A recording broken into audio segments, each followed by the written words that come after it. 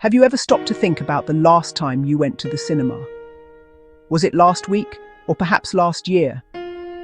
For many of us, the answer is not as simple as it once was.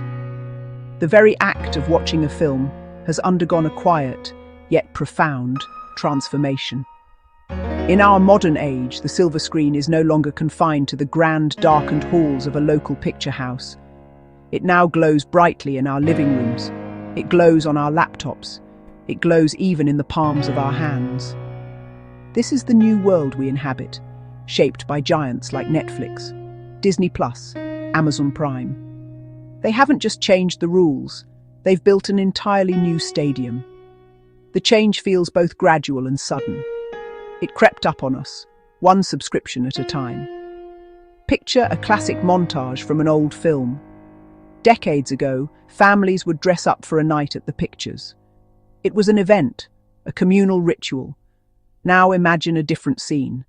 A family sprawled on a comfortable sofa, blue TV light on their faces. They scroll through an endless library of titles, a world of stories with a simple click. The most compelling argument for streaming is its sheer, unadulterated accessibility. It has democratized the act of watching films on a scale previously unimaginable. Think of a remote village in the Scottish Highlands, miles from the nearest multiplex. Or consider a night shift worker whose schedule never aligns with cinema showtimes. For them, streaming is not just a convenience, it is a gateway. It opens a door to a universe of film that was once locked away. The latest releases, timeless classics, obscure foreign gems, all sit side by side, waiting to be discovered. This is a library of Alexandria for the digital age, available 24 hours a day. This newfound access has been a particular blessing for smaller, independent films, low-budget drama, quirky documentary, that once faced an uphill battle.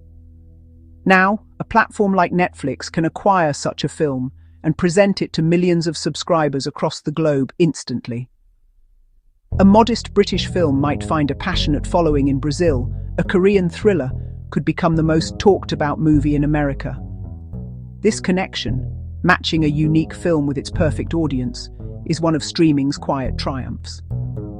It is also an incredible archive, preserving our shared cultural heritage and making it readily available to a new generation. While the living room has become a premier destination, the grand old cinema has felt the strain. Nearly empty, old-fashioned cinema with red velvet seats, dark screen. The theatrical window has shrunk dramatically. In some cases, it has vanished entirely.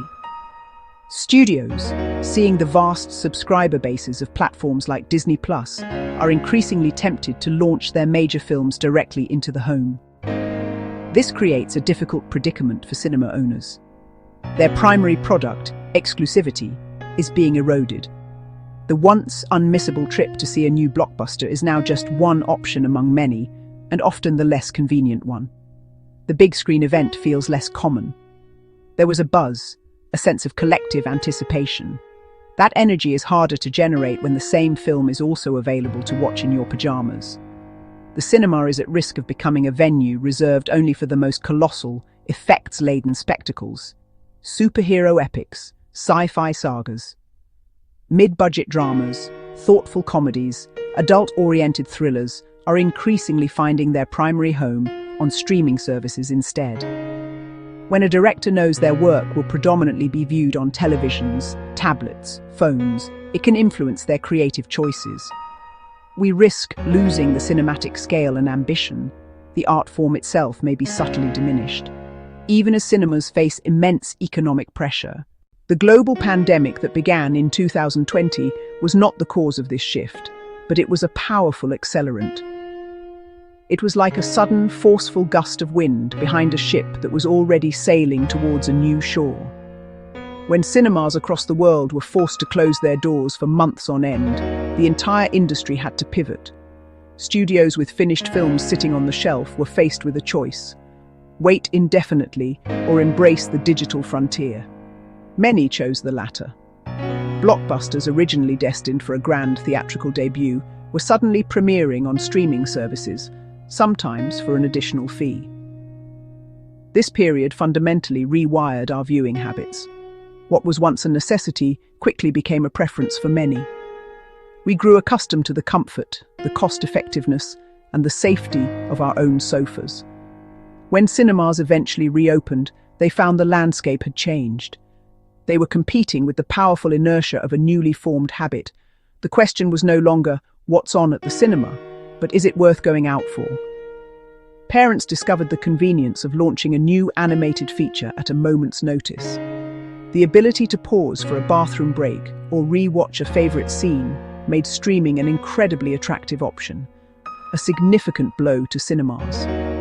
The pandemic proved the streaming model at massive scale, strengthening platforms in negotiations with studios. Those lockdown months fast-forwarded the future of distribution by at least a decade. So, as the credits roll on this debate, who is the winner? The truth is, there is no single victor.